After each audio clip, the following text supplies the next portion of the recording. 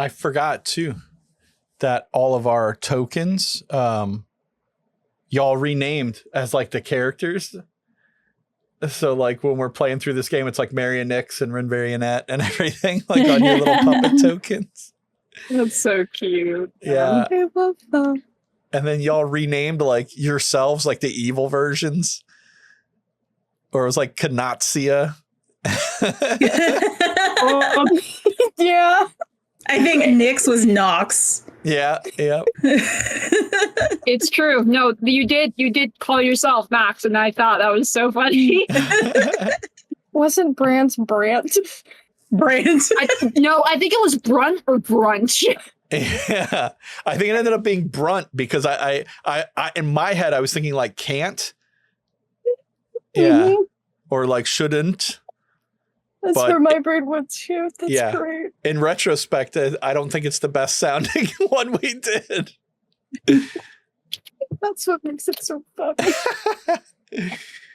And then E I wanted. liked Brunt. Okay. Same. Welcome. Thank you. Welcome back. E came up with Rin Barely, which I thought was good. It's very good. Thank you. Yeah, that was fun. All the renaming. Yeah, and the fact that we could do that like right in Owlbear was super cool I know. too. Yeah, I like that. All right, I'm ready to start for real now. All right. No. Okay. Do you need another second? No. Okay, now I'm ready.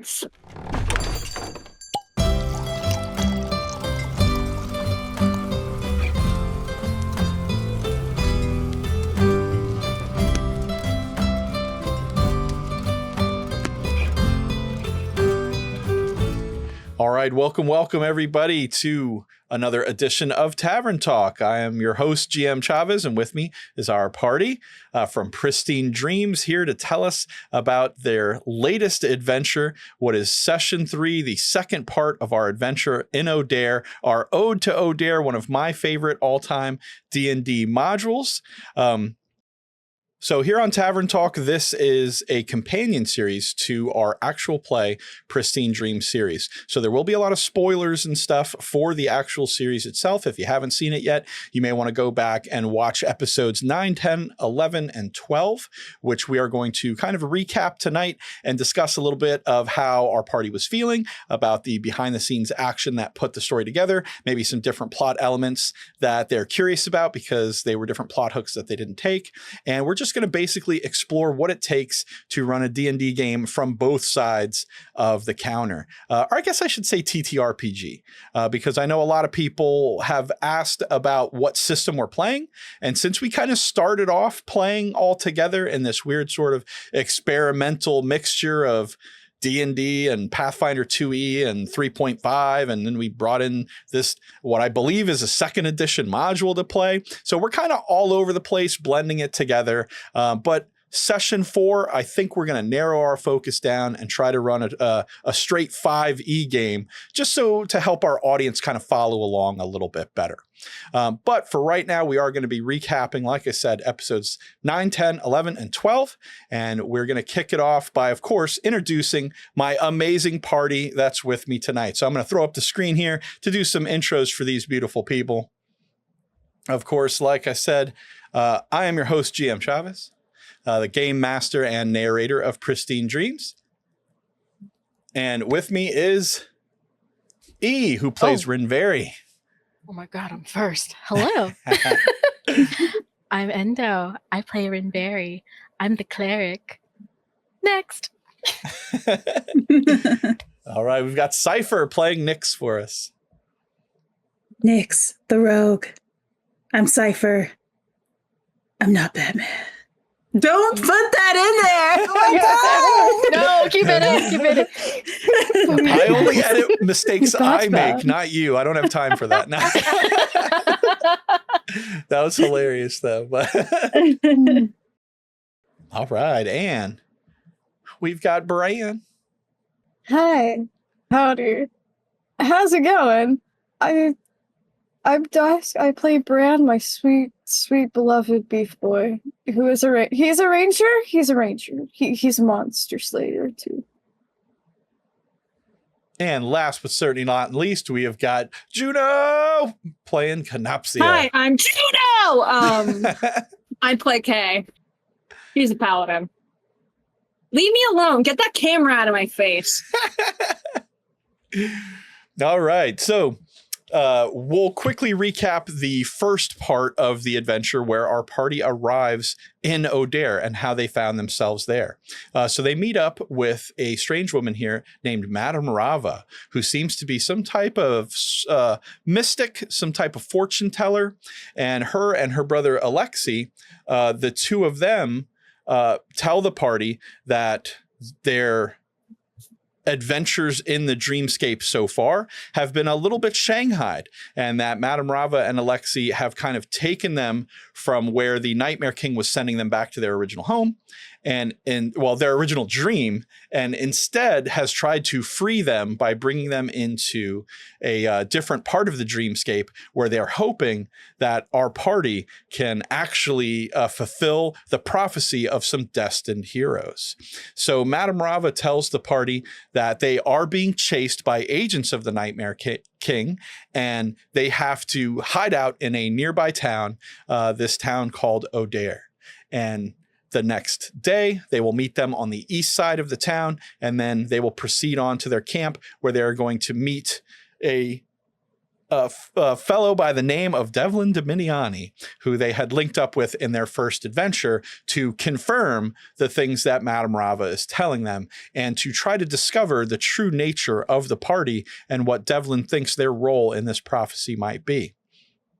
So the party decides to go along with this for now, and they head to this lovely town of O'Dare under the instructions to keep a low profile and make sure not to draw too much attention to themselves. So it turns out when they get there, there is a raucous festival going on, and they are enjoying the festivities. Nyx, being a rogue, is stealing the party some food and some fanfare. And before you know it, boom, the constable shows up, bullywog, to point out the party and be like, hey, you guys right there. And everyone's kind of like, what? Us? We didn't do nothing. And he's like, you guys are deputized. There's a crime nearby. You look like some people that can handle yourselves, and I need your help. So without further ado, the party jumps in to a murder investigation at the Cobblestone home, where it turns out that the kind of head of the manor there, James Cobblestone, has been murdered, under suspicious circumstances. So the party takes turns going around the house, investigating different clues, doing an excellent Batman level job of investigating the crime and finding all the clues. And after a brief talk with his daughter Janie and ruling out his mischievous cat Miss Mittens as a suspect, the party comes to find out that the crime has actually been committed by a somewhat sentient teddy bear that is in Janie's room. So this evil teddy bear puts up a small fight for the party, and it's a little bit of a nasty fighter, but Nyx manages to take him out, leading the investigation now to Zhang's toy shop, the toy maker who created this teddy bear. When they get there, they find Zhang, the toy maker, inside, who is kind of sad and lonely. And through a little bit of questioning, they realize that Zhang had wanted to create his own kind of like a son for himself. Like him and his wife were never able to have kids, and now she passed away. And he kind of, dreamed this dream of creating his own son. So he made himself a puppet son. But it turned out he was evil and, was always up to just dark stuff. And after that, it seemed like Zhang had to lock him away, and every single toy he would make from then on kind of seemed to have dark machinations and would be coming to life. And he would just kept locking them in the back room and was like, it's no problem. So the party arrives, and he goes to show them, no, I'll show you. They're all locked up. I don't know how Teddy got out. And all of the toys have, of course, escaped. So the party rushes back out into the town, only to find that it has come under fire by these mischievous carrionettes that are tearing up the town. So the party takes on these carionets, does a little bit of battle with them, but ultimately finds themselves stabbed up and kind of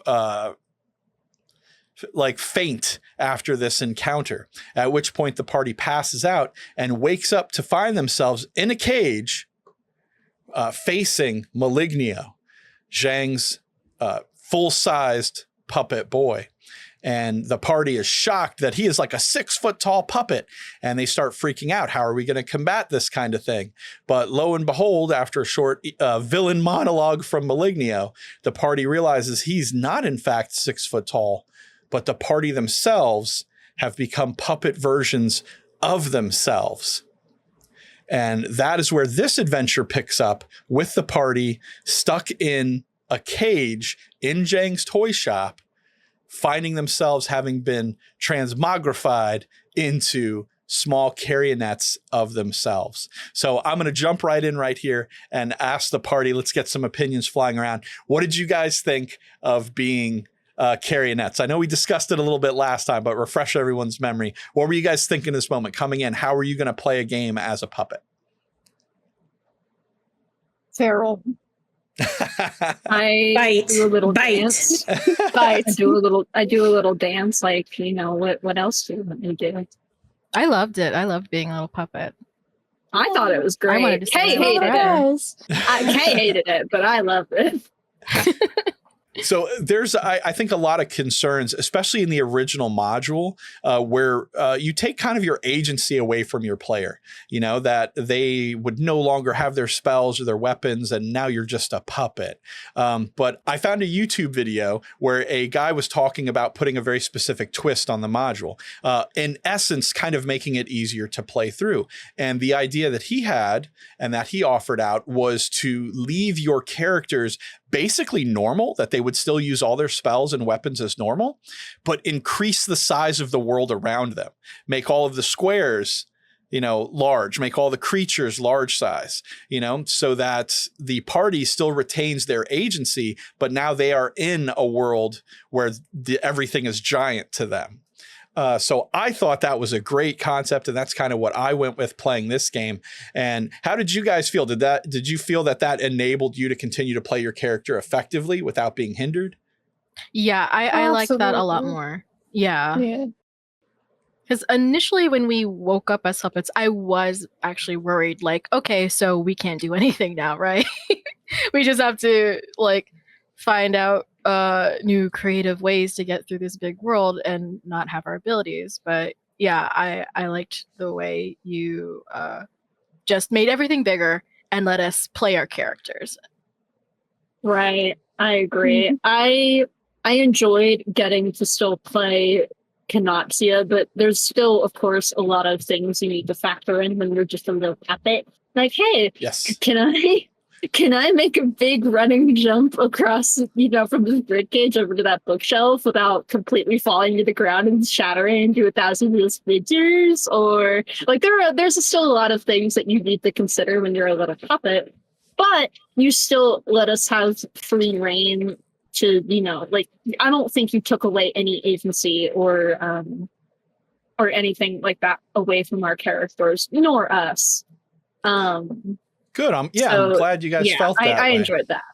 I Good. enjoyed it. Well, there's definitely a, like you said, still that element where you guys had to be creative because now you were facing giant sized obstacles. So while you still had your normal abilities, you were kind of fighting in a world that was too big for you guys. And even small tasks, like you said, getting from one location to another could take more time. There was more distance. And then what you're fighting are large sized creatures. So it still presented a particularly unique challenge. But in this way, it wasn't like I had to hand you a completely different character sheet and you're like, oh, what am I supposed to do with, I have a stick. It does 1 or D2 damage. Like, this sucks, you know? Right. So from here, this presented our first challenge of trying to get out of the bird cage. So the bird cage you guys were in was suspended over the air. So it was like hanging from the roof of the building over a small pedestal that was below you guys. And I did tell you could jump down there. But you guys found some pretty creative ways just to get out of this locked bird cage. So who wants to walk us through our thoughts there? I kind of feel like Cypher should, since Nyx was the first to take action in the cage by instantly just grabbing it and shaking it like a crazy person. Yeah. I Cypher felt like I felt Nyx's anger. So yeah, we're shaking the birdcage and we don't like it in here. So we're gonna figure out a way to get out. Mm-hmm. Mm-hmm. And what immediately when Nick starts shaking the bird cage, doesn't Bran also start shaking the fucking bird cage? Okay. He does. Yeah, I was like, from a similar cloth of rage. I'm pretty, I think Kay had to be the one to be like, guys, what is this gonna do? If this cage falls with the four of us in it, it's likely gonna, bust up our shit. No, it's We're puppet boys. Yeah, you're a healer, but also there's a ton of little a little bunch of carionets on the loose. You want to knock that cage over and then heal everybody. There's no time to lose, Rinberry. God damn it! There was no time to lose. That's why I wanted to break the cage. But I mean, I respect it. I respect having the level head and having Nyx pick the lock, and that allowed Rinberry to do some pre-game healing before we got out of the cage. But I also like Kay being the voice of reason here, like, hey man, that's crazy. Don't knock over the cage, and then doing a crazy fucking thing. Oh yeah. Unleashed. Like, okay, Kay, only you're allowed to do crazy things. Got it. Yeah. Only because you guys are little babies. And you're not. Listen, okay. Yeah. Right. Yeah. I'm not. Smile. But yeah, I'm pretty I think at that point, listen, there's a difference between knocking the cage down and then just being a little shitty puppet boy and then jumping across the cage all the way over to the bookshelf. So well, one of these ways is a little more stealthy than the other. Might draw a little less attention. I don't know, what was going on in that shop besides rats, but I was just scared of more little carionets coming out. No, I mean, have to fight sense. Against other little puppets. That would I think we're feeling like three of us are feeling really feral. Even Rinberry is feeling feral and just like, I want to get the fuck out of the cage. But I also thought it would have been funny and interesting. Oh, definitely. But definitely the more reckless approach. Oh yeah, I think about that often, where it's like we could have done different choices and could have proceeded the story differently. But I think the way it played out, it was more in line with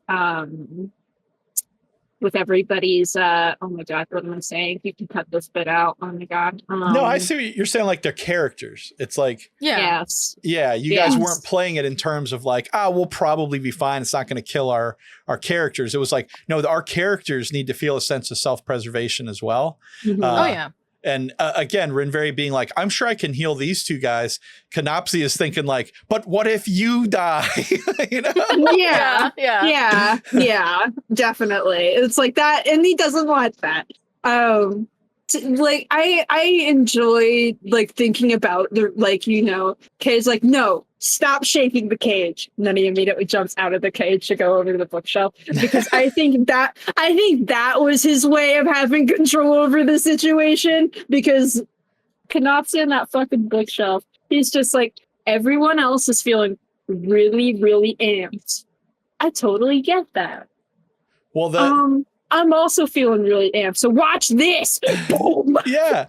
And the nice part was boom, you hit a natural 20 to leap to that It felt bookshelf. really good. It felt really good. Listen, I was just like, it'd be really funny if I completely crit failed this and fucking died. But that was super funny. Well, what was great was that inspires Bran to be like, dude, I want to do that too. Like, I want to make that jump too. So if I'm not mistaken, Bran, I think you're at least like, I'm going to coil up a rope and jump across with a rope, and somehow or the other pre-game beforehand. Yeah, we end up realizing we got to make a bridge for the others. Yeah. At which point I think Nyx does manage to slide across the rope. Or no, they tightrope walk it. That's right. Yeah, she tightroped. Yeah. And again, using their crossbar as sort of like the balance beam or the cross balance bar for tightrope walking was very clever. I love that sort of use of the elements of a puppet to your guys' advantage. And then Renveri, you went to do something similar, which I also thought was super smart, where you use the crossbar across the top to go down like zipline style. Yeah, and it went perfectly, and no one got hurt. Nothing happened. Everybody was fine. Nothing happened. Clean escape. Nothing. Nothing happened. Yeah. No, So- I went about it the wrong way because I had no athletics, and it took athletics to hold onto the bar. I would have been better off trying to copy the tightrope, honestly. Maybe, but It was a good attempt. I mean, it was interesting. Yes. In the end, it was only the bad roll that sunk you because you got a bad roll, Mhm. And I think the dice tell the story. Yeah, that would have it would have been a bad roll regardless of what you were trying to do, True. But yeah, so you end up falling, and I love that there's like a bullet time discussion of like, what are we gonna do now that Renveri is straight plummeting like 60 feet, Oh yeah, there is a lot of kicking around like I know that all three of us were like ping ponging around like soccer balls. Like, oh fuck, what do we do? I jump down there? Does Bran jump down there? And then Nyx is like, I'm going in. Yeah, I was so touched by everybody's panic. Yeah, no. Here's the thing, right? He's baby. I like him. I want him to live. I love everybody's player character at the table. I love everybody at this table so dearly. But for Canopsia, definitely seeing Renveri like take a tumble, that's my other guy. That's my other guy, dude. You can't do that. That's my other guy. You can't. We can't. I can't lose my other guy. Canopsia, I'm your other guy. Wow, what an honor. Listen, Renveri. Not only are you my other guy, you are one of the best guys. Oh wow. And then they kiss. One of the best guys. and then they kiss. And then they kiss.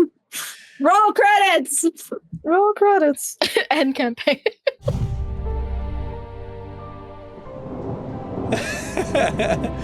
But yeah, I really appreciated Nyx just being like, I jump at right after him. Like, I really appreciate how Nyx really just does like She just right. Yeah, Right. very Love her for that. very wild She's so instincts. real. Yeah. I know, which I honestly I love that, like that in like almost like hair trigger like reaction, which is essentially what I kind of think she had. And I think because like Nyx having such like hair trigger reactions, it kind of rubs off. I'm bringing it back to the bookshelf for a second because I still think it's really funny, the bookshelf. But Nyx and her bluntness, her what is it? What's the word I'm looking for? What's the word I'm looking for? Like her candor. Is that it? I think just to the point. She's very to the point Yeah. about what it is that she wants and that what it is that she's doing. And I think Canopso really respects and admires that about Nyx. And I think just like seeing Nyx do all of this, just doing what she does best, Kay is inspired by that. And I think definitely watching her like take that plummet to save Rinvari again, it shows Canopsia, like, no matter who Nyx is, whether before she was Howl and if she's Nyx now and if she's somebody else later, that sense of loyalty and that urge to protect other people, these people that, in her circumstances are really like kind of her only family and friends, it's just that loyalty, and it runs so deep. And Canopsia really, like, not only does he understand that, but he's just like, God damn, Nyx, you're so fucking cool. You're like, wow. She's a real one. Yeah, she's a true ride or die. Yeah, she's a true ride or die. And it's just like, Kay is just like, preserve everybody, just stand in front of me and Brandon will hold hands. Or stand behind me. Don't stand in front. You will get hit. I don't want you to do that. Sorry. I don't want you to get hit. I love you. I have to say, from a GM perspective, and having not played a lot with the Howl that y'all did in the previous campaign, I know that there is a sense of Nyx from the previous campaign, again, very much trying to pursue this vengeance towards the person that had murdered her former self, this Howl. Yeah, that had wronged her. Yeah. Right? So in Pristine Dreams, in a way, I've kind of removed that equation from Nyx's kind of life. Like, they're not sure what really happened. They're kind of being told that was all a dream. So they don't really know who the attacker was. And now they kind of have this absence of a vengeful drive.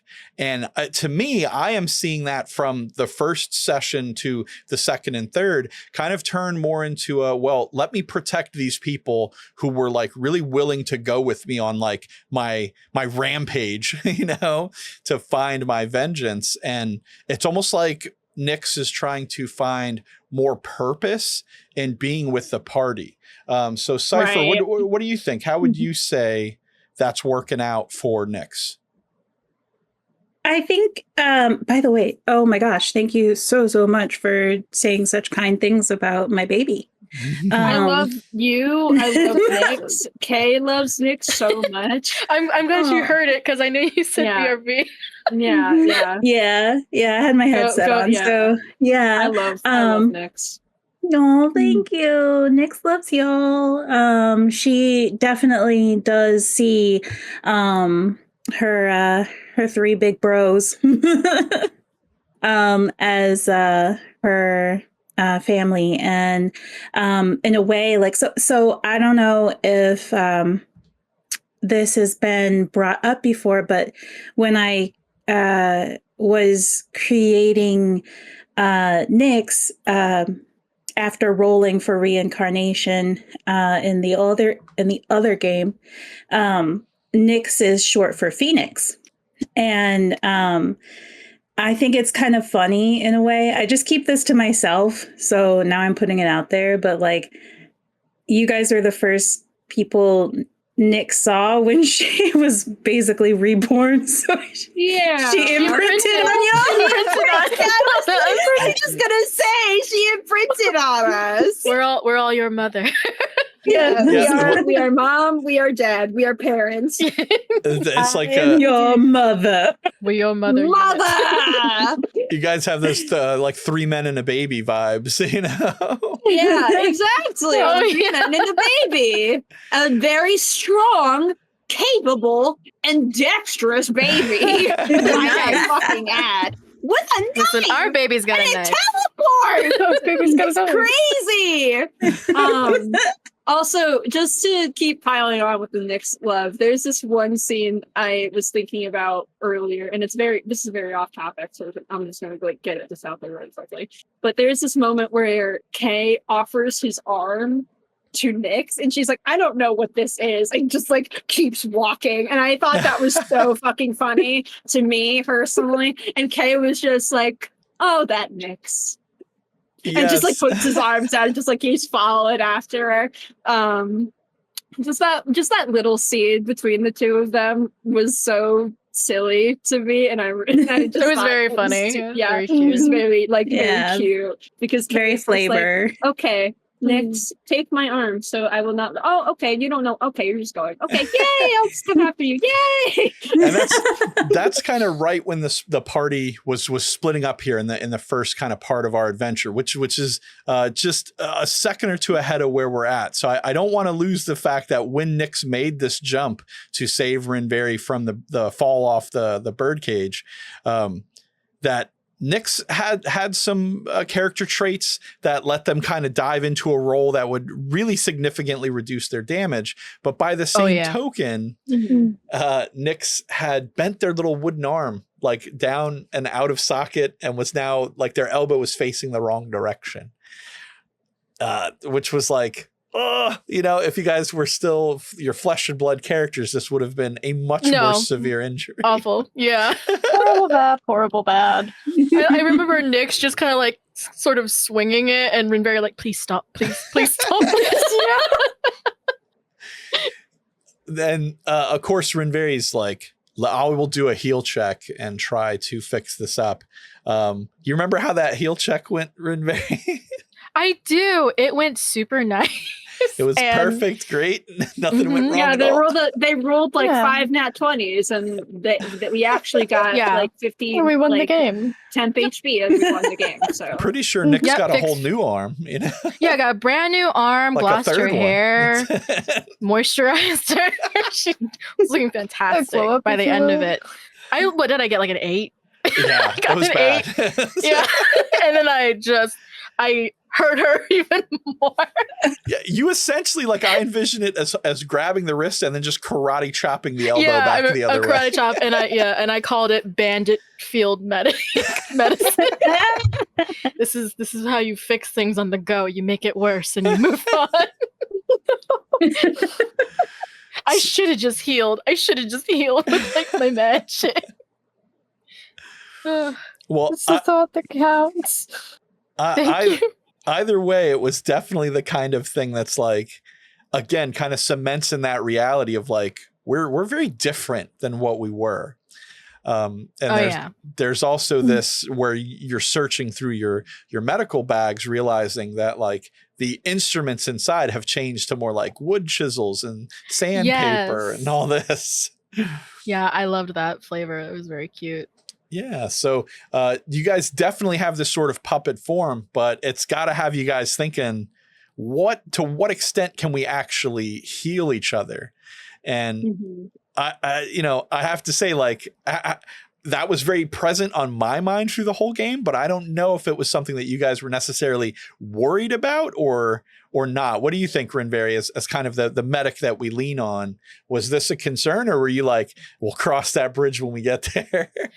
Mostly cross that bridge when we get there, but like the fact that like in the beginning or while we're still in the cage, I looked at the bag and like you told me like, oh yeah, you've got like sewing needles and like sandpaper and stuff, and sort of painted a picture of how like I would heal. Like if we got notches and stuff, you sandpaper them down because we can't fill them. And I'm just like, okay, so I have an idea of where to take this if I like try to do a medicine heal instead of a magic heal. But yeah, it was pretty much just like, well, if somebody gets hurt again, I'll think about it then. Well, it's interesting because, like, of course, this is all filled with spoilers for the rest of Adventure, but no one really takes enough damage for you to ever try to magically heal someone through the rest of this session. Yeah.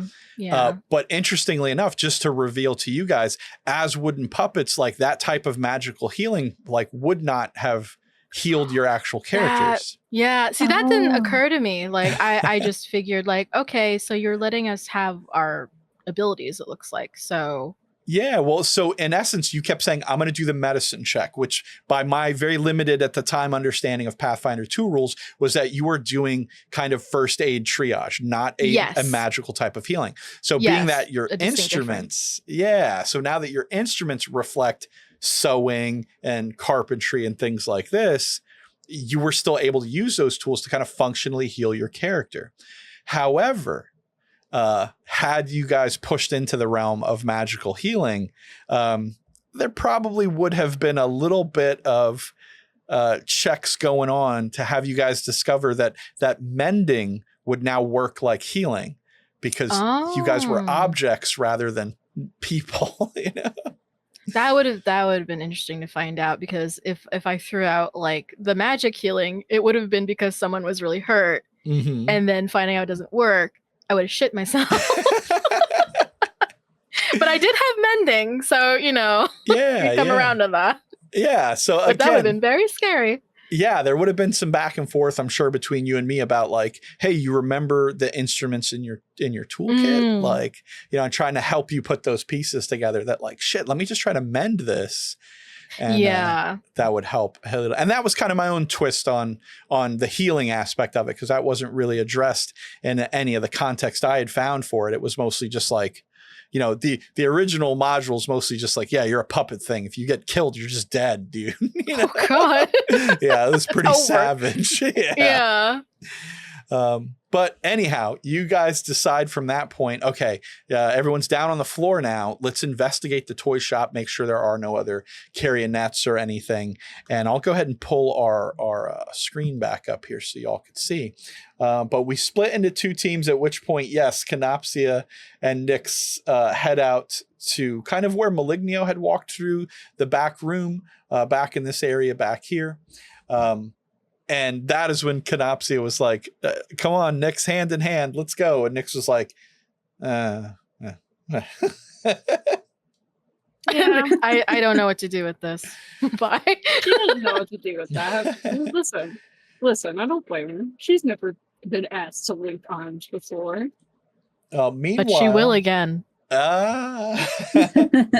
Rinberry and Net and Branch managed to head down to the kind of more open area part of the store and investigate several things down this way.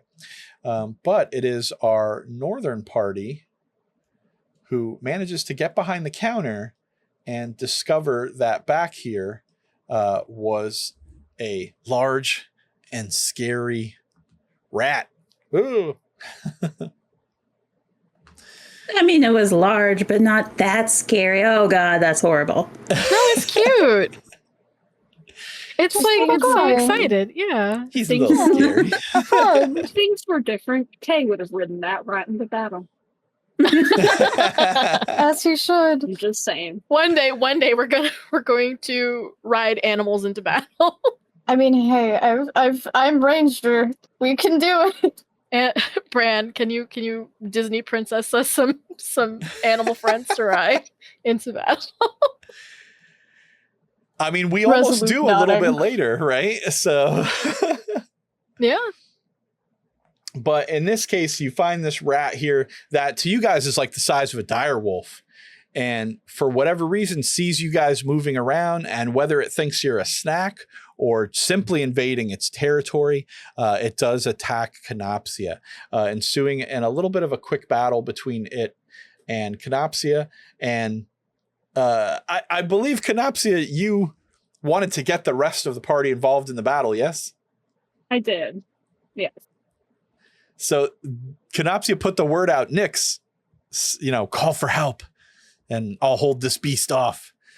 To which Nyx was like, "What, Nyx? Do you remember, Cypher, what you said? This was so Nyx." We don't need help. That is so yeah.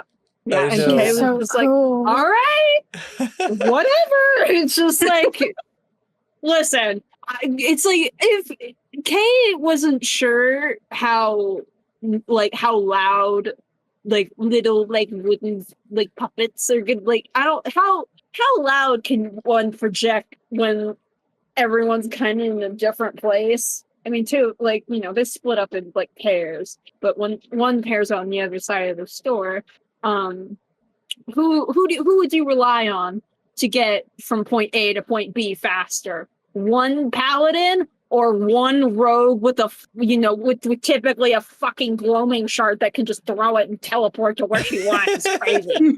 Crazy. Yeah, it was and Kanopsy was just like, all right, I trust you. I trust your word. I would love to, make sure my other friends aren't getting mauled by rats right now, but no, it's okay. We'll just do this first. Yeah, classic Nyx is just like, Canopsia, do you think that we're in danger? Because I am the danger. I am the danger. And the two of you, managed to kick the crap out of that rat. So a second one crawled up from under the doorway after the first one was crying out. And then you guys kind of started beating town on that one too. And Rinveri finally had the clever idea of like, hey, if there's a battle going on and this thing is shouting out death cries, like, me and Bran can hear that, right? So just please get us over to So yeah, we threw down. Weird. Yeah, we threw down some perception checks, which you guys did an excellent job of, and you guys ended up heading over to kind of join the fray. Bran with a little bit more flair than I think normal for Bran. Listen, this man does not skip on the style boards. Show off. So Bran decides to just kind of jump the counter, but with a roll that leads it to more of a I feel bad saying a Shamu-esque kind of belly lunge up onto the countertop. He's just a little guy. It's super okay. cute. And I love the fact that you were like, oh man, did it at least look cool? And it was like, Everyone's like, no. nah, man.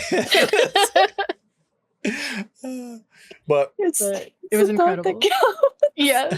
It You got up there. It is the thought that counts. well, Yeah. the really great part about being up there is that Bran discovers that there is one of the broken carionets on the counter. And that kind of gives you guys both the message that the carionets themselves can be permanently killed. They're not being resurrected by some kind of nefarious magic, while also probably giving you guys the sense that, oh, okay, we can be killed in this form as well. So better be a little We're bit not careful immortal. with that. Yeah, exactly. Mm-hmm. So after dispatching our rat friends here, the party does make it back into the back room where they had originally met Zhang. And in this back room, you guys discover that Zhang has quite a big workshop filled with all sorts of different instruments for creating different types of toys. But in the workshop itself, one particular thing kind of catches Nyx's well-trained rogue eye as they see some glinting silvery metal up in the upper left-hand corner, which you guys go to investigate. And after throwing a rope up to get to this tabletop here, you guys manage to climb up and discover that there are a series of needles and other silver instruments that were used in the attack on you guys by the carionets. And with some working together with the occult magic and arcana magic knowledge of Canopsia and Bran, you guys pretty much piece together that these stabby instruments have a sort of curse on them that will soul swap people into each other.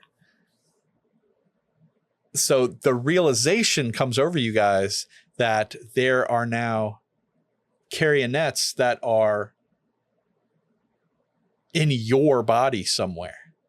Mm-hmm. So how did you guys That- feel about that?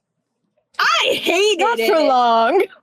I hated it. And it's like, Canopsia already hated it, but it's like when he actually sees it, it's like it's actually a lot worse. Oh yeah. Yeah. I thought it was great.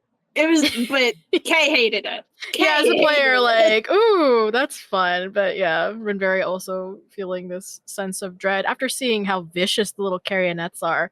Just the idea of them, like, carrying that viciousness in our, like, human adult body, or not human, but humanoid, like, bodies, much bigger. Like, very, very scary to think about. Also, I know we moved past the rats.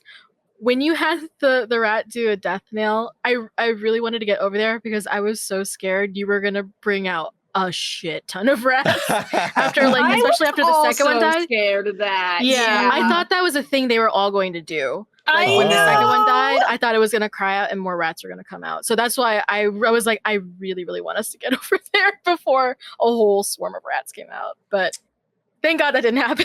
Yeah, no, Right. that is super interesting. Okay, so from the GM side of things, there was no second rat in that first room. That second rat was on the other side of the door for you guys to battle there. But I only put one rat in the front room because I wasn't sure how well you guys would tangle with such a large creature. But lo and behold, as per usual, my kind of limited knowledge of Pathfinder 2nd Edition at the time led me to grossly underestimate y'all's effectiveness. And you kicked the shit. What's funny is that because of, like, how... Sorry, go ahead, Dusk. What were you saying? We're just little guys. We don't... Water, we're just little guys. We are. We're so small. We're so small and so non-threatening. What do you mean? Yeah, exactly. We're so cute. But yeah, like, the fact that it actually died pretty easily made me worried even more. Like, okay, it cried. Like, it cried out and summoned more rats. So I feel like a lot of rats are gonna come, because usually when an enemy is, like, very easy to kill on their own, oh, they're setting up a swarm. So that's where I was going, and I was very scared. No, that's good. I'm glad it was kind of Yeah. feeding into a little bit of the horror element to that, because this was traditionally a Ravenloft module, so it should be kind of scarier than normal with our evil teddy bear and our evil carrionettes, and now having these, like, wicked rats that just want to tear you apart. But for me as the GM, it was more of a rationale for the second rat to enter the fray. That, again, I wanted to give you and Bran time to get over there so that you'd all go into the back room together. So kind of luring you in there with the second rat. Like, I thought it would take a few rounds to kill that first one. I think you guys would be like, you know? But this theme of absolutely stomping the shit out of rats is going to continue here. You know? Oh God, it gets worse. Yeah, because as you guys are kind of parked up on this table, two more rats show up who kind of want to mess around with the rope that you guys had strung up over the clamp of the table. And they start messing with it, and they knock your guys' rope down. So your way of getting back down from the tabletop has been obstructed. Sure, some of you all probably also had more rope, but it was so frustrating that they did this. I didn't have more rope. That was my rope. My special rope. But that frustration... You and your stupid fucking rope. Charlie Bronson always had rope. But this agitation was not lost on Nyx, was it? Nope. So being first to act in this initiative here, Cypher, you went full tilt for like death blow, like straight, like I am going to decimate this creature. So walk us through your thoughts on that.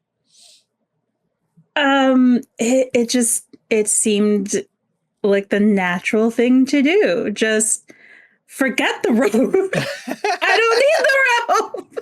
I don't need help. I don't need the rope. I can kill this thing on my own. I am so totally metal. Here we go. Well, it's almost like she is so totally metal. I don't know. She is. Oh, look, Dusk, this one's for you. Well, now you had a ratress to land on. Oh, rat. A rattress. Yes, like instead of a mattress, now you had a rattress that you No, could. yeah, we got the joke. Yeah, It's we don't just like gross. it. We Yeah. don't like- Fair enough. That's I the straw. tried. This is why I leave Very the puns funny. up to dusk. It's okay. No, it was good. It's just an unpleasant image. Yeah. So Nyx dives off here with the hell and fury of like 1,000 suns, landing on this rat, stabbing it, and then using another action to stab it again, finally felling the creature. And I know, Bran, you saw this and were like, yeah, not to be outdone, like, hold my beer, Rinvarionet. I'm going to. Go get him, Branch. So this is something I wanted to touch on earlier, but like, so Brad was like this in the like previous campaign. There was a moment of him literally jumping through a window from a falling building. Long story. So it's just like, I think it's hitting Ben like, oh, I have made an impact. There's no look before you leap. It's leap and get the job done. Mhm. Exactly. And he's not letting Nyx go alone. I have to say, I was love very that. I Yeah. was very surprised at this point on the whole idea of like, to me, like Monster Hunter Ranger, you know, should have been a clue that you're not like the touchy-feely nature boy kind of ranger. But in my head, I'm like, oh man, is Bran gonna, you know, handle animal and, you know, This soothe man these is built rats? for beef and murder. Apparently. And if I remember right, you slam dunk this check. You may have even got a crit. I don't remember if it was like a natural 20 or just a crit, but I remember. I think I did crit and like laughed maniacally a little bit because the beauty that is striking runes and Pathfinder 2e. Yes. So you end up getting your crossbar caught on the clamp, which swings you around for like double momentum and just shoots you like a rocket into your rat. And you just decimate this thing, just absolutely flatten it. And again, you do like massive damage. Like Bran was doing like, what was it, like 5 D12s or something? Yeah, because it's a two-handed like great sword with like a greater striker rune. So that's like, yeah, that's 5 D12 if I'm not mistaken. You're right. So it does like 50 damage, I think I did, or just about. Yeah, it was something savage. So yeah, you managed to fell the second rat as well and return to the ground safely. At which point I know Canopsia Net and Rinvarionet are kind of sitting on the edge of the table, kicking your little feetsies, being like, Yep. y'all Just so done you know. goofing around? Yeah, no, that is essentially what they were doing in my mind. Is it was just like they were just sitting there over the edge, and Kay and Barry were just like kicking their feet and holding hands and just like, wow, look at them go. That's Yeah, crazy. like wow, they're doing so well. Oh, it's so much blood. Ugh. So at this point, it's sort of interesting because you guys have found the needles. Everyone kind of grabs and stows one to try to reclaim your bodies. And you felled all the rats I threw at you super quickly. But there is also the question of, hey, there are some other rooms in the toy shop here. And when I had you guys roll some survival checks and everything, I very quickly made it clear that through this area, not only had the carionets been moving in and out of the back gate to leave the compound or to leave the toy shop, but while there were some of Zhang's footprints back and forth here, it was clear that he had been dragged out the back gate at some point. Trying to really lead you guys out of the building because this whole investigation part of it had kind of fulfilled all the tasks that we needed to do in the room.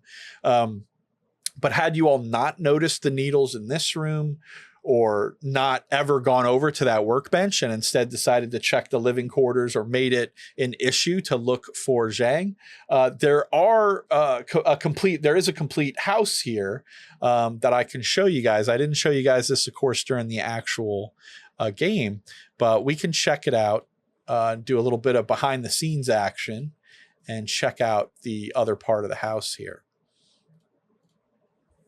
Ooh. So there were 2 separate rooms adjacent to the first one here. One being this sort of dining room. And Oh, That's so cute. it's cute. like a dining room, living room combo sort of thing there. And this room, of course, also has some rats and needles all sort of stashed in it. So I'm going to see if I can go ahead and reveal everything too as well. So we are using the Owlbear VTT. It gives you a lot of personalized control over the elements, so I happen to like it quite a bit. But down in the lower corner here, there's a big set of rats waiting for you guys, and some more of these enchanted silvery needles that you guys may or may not come to find in this room.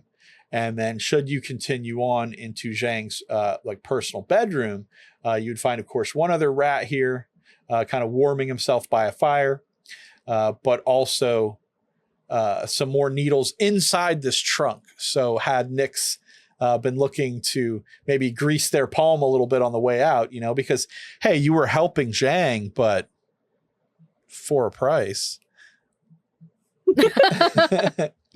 So if you'd have decided to search his chest over here, you would have found nothing but some silvery needles, and maybe made you make a roll to see if you found some gold pieces or something.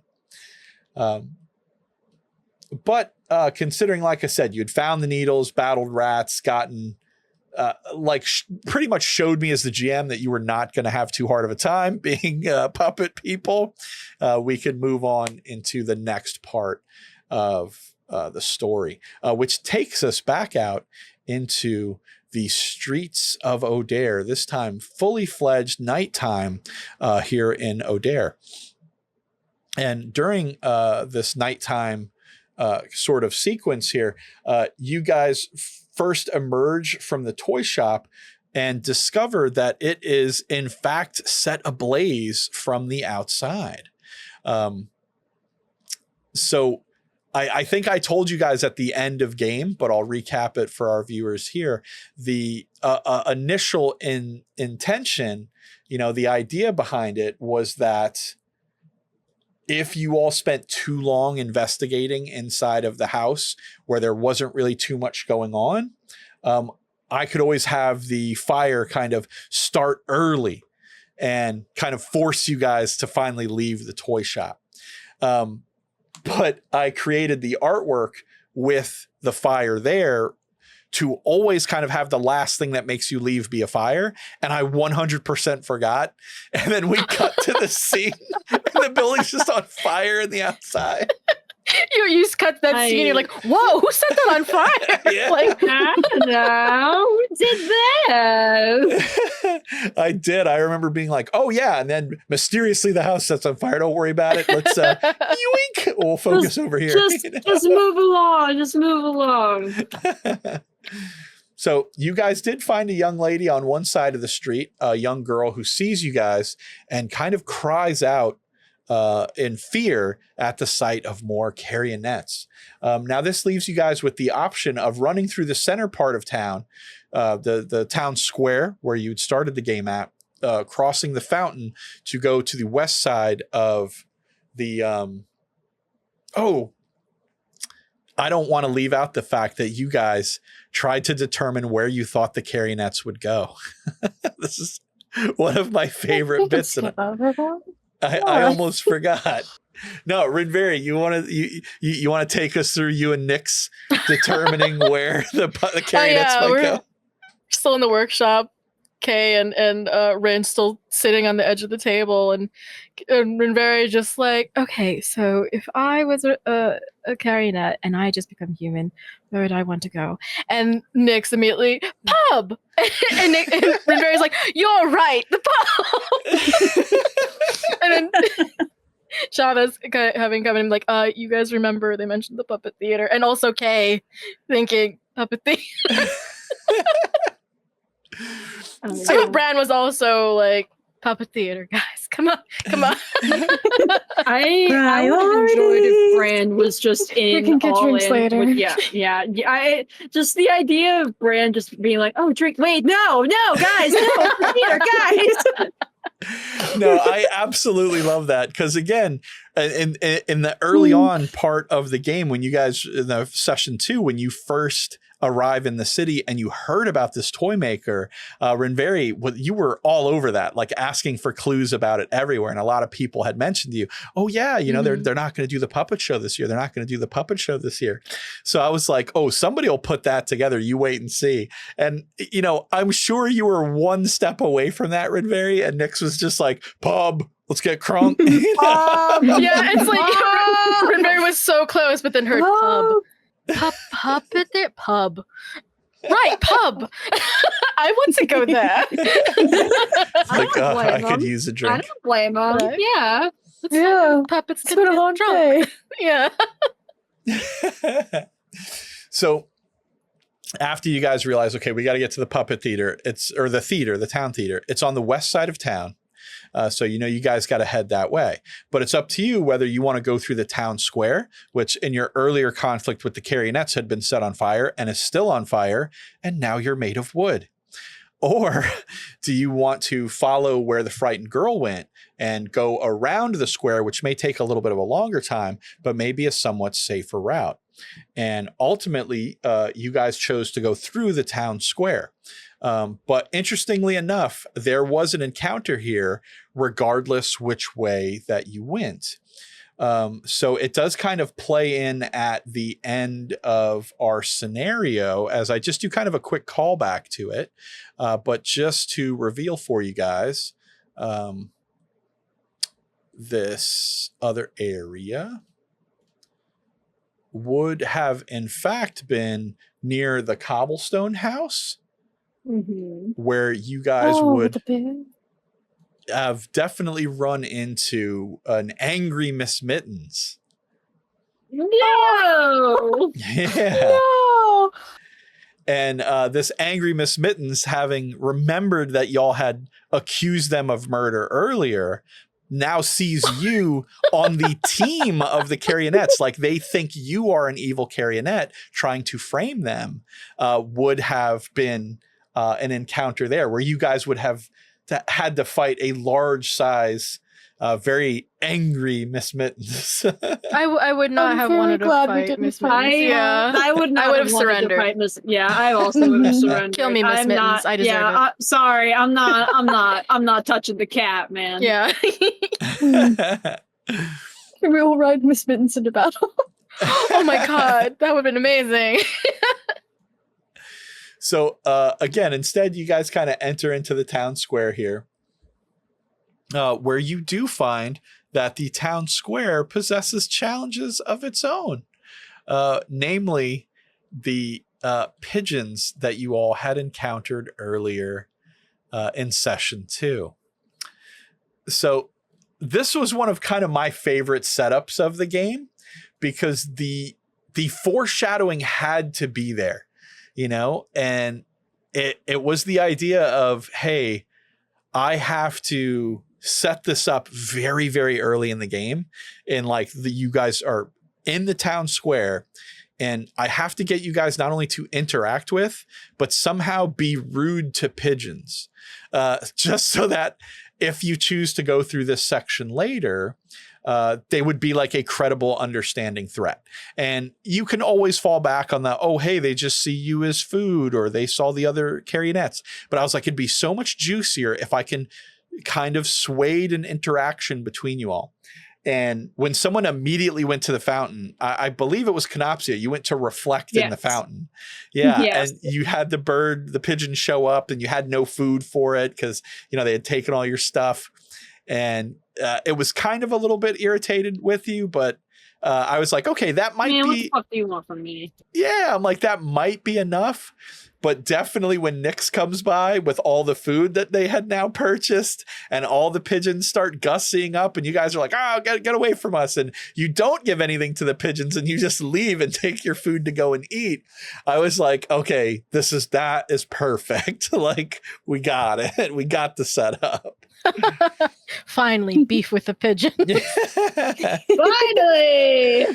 So to me, I was very excited to see your guys' reaction to our kind of pigeon encounter here, where they would be kind of pigeons who are looking at you like, oh, yeah, okay, who's got the food now? Who's the bigger person now?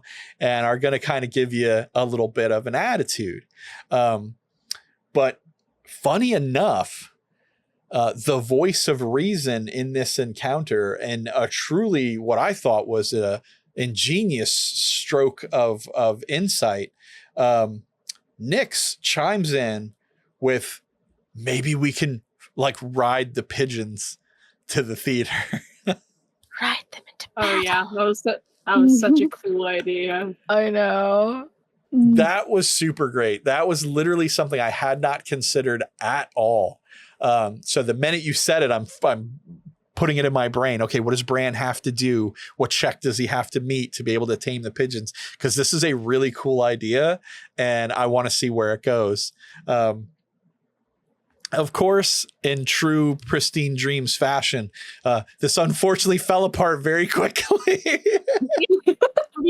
I don't know That's how what to the tell dice you. rolls. I don't know. The I dice don't tell know the what to- story. I don't know. I don't know what to tell you, man. It's just the way the cookie crumbles. Well, I definitely have a little bit to blame here for this. So I feel bad. Maybe I screwed this up for you guys. But I know at one point, Canopsia had been like, oh, let me try to take some of my scraps from earlier and try to give it to the pigeon now.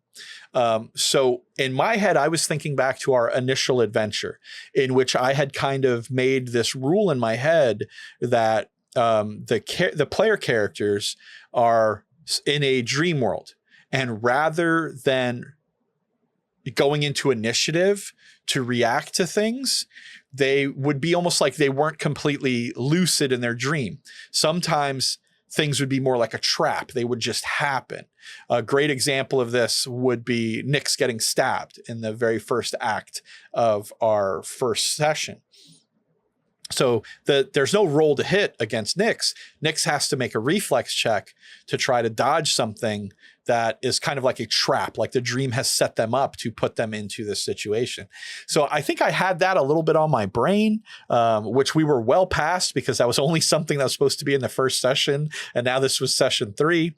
But I had the pigeon like snap at Kay without rolling to hit or anything like that. Mm-hmm. There was a little bit of like, oh crap, I shouldn't have done that. Kay, how do you want to react to it? And then Kay, you had another really clever idea of like, oh, can I try to make myself bigger and like fluff my cloak and stuff? And I was like, yeah, I wanted to pay you back by being like, okay, no check. Yeah, you definitely intimidate your pigeon.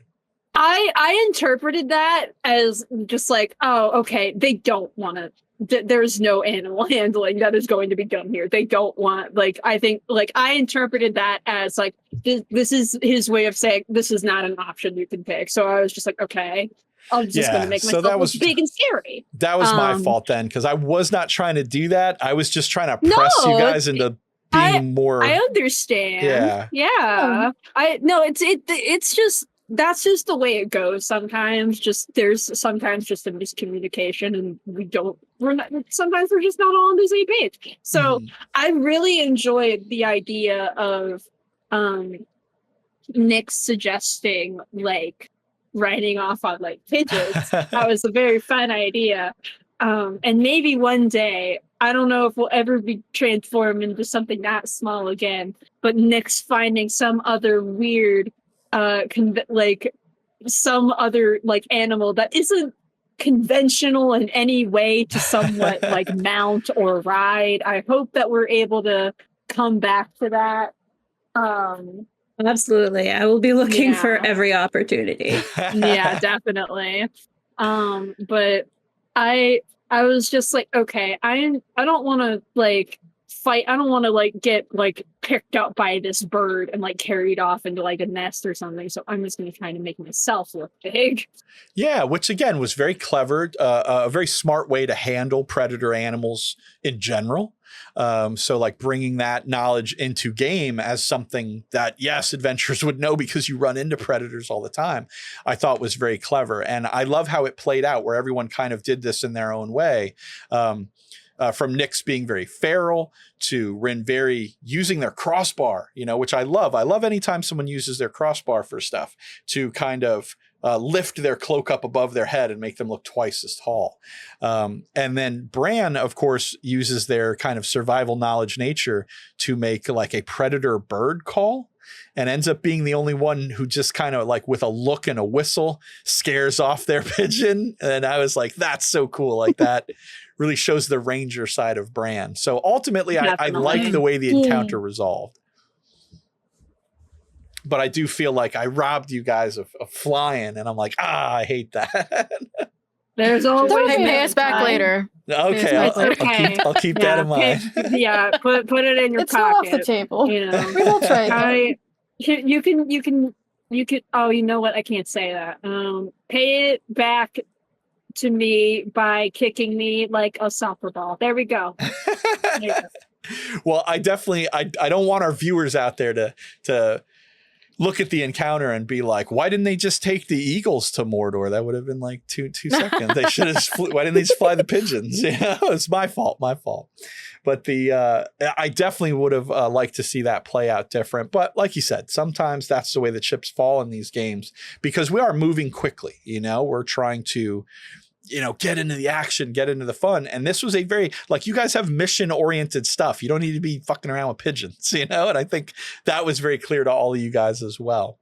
Yeah, exactly. I think that's also why we didn't take the route of following the little girl. Mhm. Although I think like a Right. lot of us would want to have made sure, like our characters would have wanted to make sure the girl is okay. Yes. But like we had to prioritize like the whole village, and so make a beeline yeah. up in theater. Yeah. Yes, and exactly. honestly, though this girl was kind of lost out in the town, they were still frankly better off than anyone in the theater. Exactly. Oh, yeah, Exactly. but She wasn't in the girls theater. stay out We're gonna there. go. Yeah, Yeah. girl, stay out there. Stay away. So Be safe. it was still a good opportunity for everyone to kind of play through their character and their strengths in this moment. But I do want to take a little side note just to tell you guys a bit about the crossbar action. So I had mentioned in our Tavern Talk for session 2 that this being one of my favorite scenarios was the first game I ever played way back in like 2006 when I played D&D for the first time. And to me, the whole idea of your player character being unrestricted, that you could do anything you could think of, and as long as you explain it to your game master would give you a ruling, you know, and they would tell you this is how you can accomplish it if you make these checks. And I love that play style of game. Over the years, games have gotten more and more crunchy, which is fine because it alleviates a lot of arguments, but I do really have a big place in my heart for the classic ruling style. And this, for me, lends more to the imagination rather than the optimization of character play. And when my playthrough in this game, my GM did make it where I was a carrionet. I had no weapons. I could not sneak attack. I was playing a halfling rogue, so now I was a half-size carrionet. I had every disadvantage before me. And in our Zhang's workshop, like Miss Mittens was in the workshop. So we didn't fight dire rats. We fought a huge cat. And it was a very, very scary encounter. And I remember when it came to my turn in play, they said, you know, Chavez, what is it that you want to do? And I asked, you know, if I am a marionette style creation, do I have strings that have a crossbar on the end of it? And they were like, yeah, you sure do. I said, okay, I want to wind my arm around those strings and try to swing the crossbar over my head like a giant nunchuck and smash that into this cat. And my nice. Clever. thank you. Yeah. So my GM was like, dude, that's awesome. Very clever. they're like, this is like your first day playing this game and you get it, man. Like that's what we're supposed to be doing. It's like creative, neat shit. So he gave me like a strength and acrobatics check to do that was modified by the fact that I was a puppet. But I did manage to not really hurt the cat, but surprise it enough where it was like, oh, hell with this. And then it scampered off. Nice. Kind of circumventing the fight. So in a lot of ways, you guys did that exact same thing in this encounter, using not your weapons or your magic, but your wits to get out of a fight when there was a more pressing matter at hand. Yeah. So, yeah, I really love that all of you guys did that. And I'm glad that I could create a scenario in which you can have that creativity. And I hope you guys have that feeling when you play through these games with me. Oh yeah, absolutely. Absolutely. Yeah, it's one of my favorite things of TTRPGs, like just creative problem solving, not just relying on your like your abilities, but yeah, your environment and other things that are like given to you in the situation. But also using your abilities in unexpected ways is fun too. Yes, absolutely. Mm-hmm. All right. So that kind of brings us in to the final act of our story here, where you guys have to enter the theater and then confront Malignio, who is now putting on a play with the other children, kind of at knife point. And you guys soon discover that inside the main room of the theater, the evil versions of Rinveri, Nyx and Bran are in the main theater with a number of other parents who are kind of holding the children spectators kind of hostage as they watch this high drama sort of play that Malignio is putting on, this very romantic, dramatic play. And all of the children are frightened. They're sniveling and crying. They don't want to be here. And you guys decide to kind of sneak in through the back part of the theater there. And when you enter the back part of the theater, you realize this is where Canopsia's now alter ego is. And as you guys sneak in, you can see Zhang is being overseen by Canopsia. And Zhang is apparently being forced by this Canopsia to carve new carionets to help probably take over more people. So what were your guys' initial thoughts, especially Canopsia confronting this version of yourself, being a character who is searching for your own identity, and then you see this like yourself not acting like yourself? What were your thoughts on that? Yeah, so I touched on that a lot in the session, where it was just feeling a complete and utter disconnect from him. Like, he already has this very hard time connecting to himself and feeling like he is Canopsia, because he feels like he's just like, no, I'm not Canopsia. I'm just piloting a man that is Canopsia. I don't really know who I am. I don't really know anything about me. And so seeing himself in now this kind of like puppeted, like not, it's just like icky form. It's just like nothing has changed about him, but the way he's acting, the way he's moving, and the way he's just like smiling all the time, it's like, it was very off-putting for Canopsia, and also very deeply uncomfortable. And Canopsia's gotten used to being like uncomfortable with not knowing and not knowing him. Like, he's just kind of gotten used to this void inside of him. And I think just seeing himself and you even mentioned it, like hoping to see himself from the outside and remember something, but ultimately not able to remember anything, and therefore that void inside of him just happens to get a little bit deeper, a little bit darker. It was very unsettling and upsetting for Canopsia. Again, just not content with not knowing anything, and just seeing himself do these things that he knows, like, he would want to do to anybody else. It was very to put it simply, it was very upsetting. Yeah.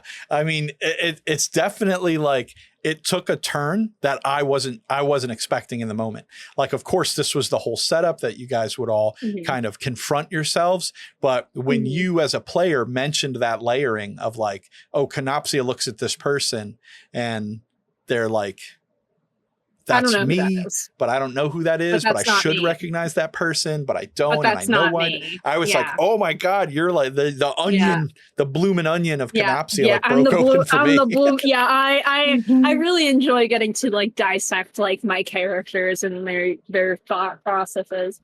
And I mentioned that Canopsia had just kind of started walking off towards his puppeted body, just kind of like on his own, kind of not really like thinking about it, just wanting to see himself and get up closer to himself, because maybe if I just get closer, something will click. Maybe if I can just get closer, I can remember something. But ultimately there was just nothing, and this was even more disheartening for him, I think. Because he, again, I've mentioned, is very desperate for answers and trying to figure out who he is. And again, just kind of on autopilot, wanting to get closer and not really, caring about what happens to his little puppet body. Because he was just like, fuck, man, that's me. But that's not me. In a lot of ways, not me anyway. Yeah, that's such a driving force to me. Like, I love that mysterious aspect of the character. So hopefully our viewers are enjoying that as well. And we'll keep coming back to help you unravel the mystery of who exactly Kay is. But it definitely brought a whole new dimension to this encounter, which I thought was a lot of fun. And like you said, you just kind of going off on your own, kind of split the party back into two teams, as Canopsia, or as you guys called it, Canotsia, kind of hears a little something. They go out and gesture so that kind of evil Bran, who we end up calling Brunt because he Bran, comes to search as well for the mysterious sounds that they have heard in the back room.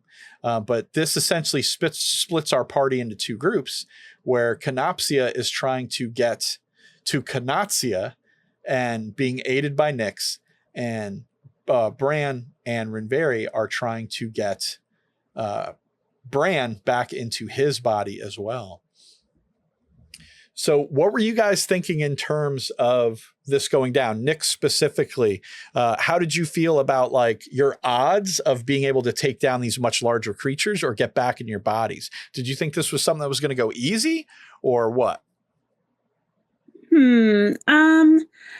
I think Nyx just, she understood the assignment, so she was ready for anything. And I, Cypher, I'm always worried in the background, what's gonna happen next? But yeah, I think that Nyx was pretty ready for anything as usual. Right on. And then Rinveri on Team Bran heading down to confront bigger Bran. What were your thoughts going into that? Well, first off, just really horrifying seeing the way his friends were moving, like their bodies, clearly not them. It's them, but it's not them. Yeah. And Rinveri also wanting to do what he can to help, so he gave Canopsia silence, so he didn't have to worry about sneaking, and also seeing Canopsia just not feeling good about seeing himself. So just why don't you offer aid here? Hey, don't get caught. Silence. And then Nyx was there to help Canopsia, so Rinveri went off to help Bran. and did the same thing. Silence. So like, don't have to worry about your little wooden feet making noise as you know, Shadow of Colossus yourself and climb up. Yeah, man. But, It's no big fucking deal. It's No, no no big big deal. deal. no biggie. It's your average Tuesday. Being able to throw out the silence was another one that I wasn't expecting. But being able to cast that on your companions there, who definitely, if you all notice, on a hardwood floor made of wood, I was expecting to make quite a commotion, you know? So you definitely thwarted that, which I thought was really Thank clever. God, yeah, I was worried about that. I was like, we're tiny made of wood. It's quiet. And we're walking on a wood floor. Yeah. Yeah. And I think I had asked, like, how quiet is it back here? And you told me, like, you can hear, like, the front, like, what's happening in the front of the theater, but it's quieter back here. So it was like, okay, so whatever noise we make back here will be heard. So silence. Yeah, it definitely eliminated the need for any kind of those stealth checks getting around, at least until you guys walked out into the main room, at which point there was simply just so many spectators. Like one of the kids could have noticed you, you know? Oh, yeah. Regardless of making sound or not. But in the back room here, that silence was absolutely a super clutch move. Like that was very smart and gave you guys the advantage here. So well done. Yeah, well, thank you for letting us have our abilities. Yeah. Maybe that's why other GMs don't do that. I should have made it expert mode for you guys. But Kay managing to climb up the cloak, same thing, doing it. You know, I gave you guys your checks to try to do it in a way where you weren't alerting who you were climbing up too easily. And, you know, all of y'all managed to do that very well. To the point where Canopsia at one point is just hanging on Kanatsia's back, just spinning around. And Zhang manages to see you and realize like what's going on. And he kind of mimes to you like, stab him with the freaking thing. My favorite like bit of that was Canopsia just like climbing up the cape and then just like having to like fold himself into the cape. So he's like, I'm not here. This isn't happening. And then he's just like, unfold, crawl, spin, wee. And it's just like, I can imagine like this like cartoonishly animated, just like spin. And Zhang is just staring there like, blink, like that wet blinking noise, just like, what is that? And then he stops and then Kay's just like gripping the cave, just like, ooh, I'm so dizzy. Oh. My favorite part to me was the fact that by the time you got up to kind of the neck area and you rolled your to hit, that ends up being the one roll you biff. Oh my God. I was just like, you're fucking kidding. You're fucking kidding, right? Like I've been like, for most of that session, I had been rolling like all right. I'd been rolling like I don't like to toot my own horn, but I was rolling okay. No, that whole session you were rolling fire. You rolled like 5 natural 20s that game. I was gonna say you got multiple nat 20s. Yeah. I was rolling like dog shit that day. I don't like to talk myself up too much because it scares the dice. I know what happens when I overhype the dice. Just cover the dice's ears. It's okay. Yeah, we're not in the VTT. They won't hear. Yeah, they can't hear it. They can't hear us. We're safe. Yeah. But yeah, I was just like, okay, I'm gonna stab him. What the fuck do you mean I miss? I remember just sitting there like, dude, I can't.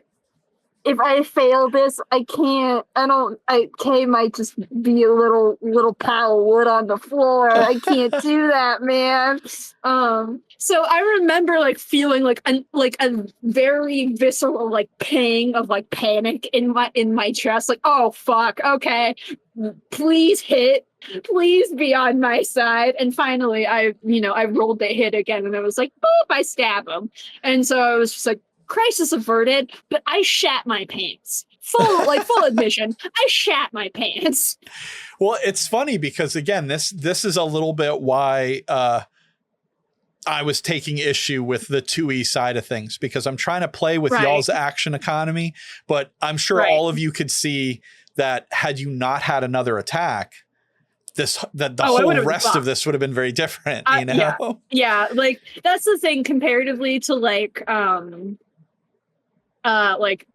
Pathfinder 2e and like, you know, comparatively to like D&D 5th edition, where it's just like you get one attack, Mhm. and if you happen to, you know, go into some, then maybe you'll get another attack.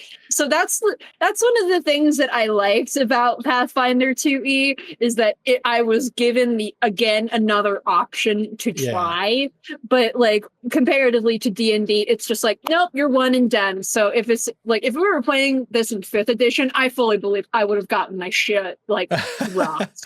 Well, I fully believe that. yeah, I do feel like in hindsight, like knowing more about Mhm. 2nd edition now, I probably should have Right. made that a 2 or 3 action move to do the stab, because you're a small Mhm. little puppet. It'd be difficult. You got to jam it in there, whatever.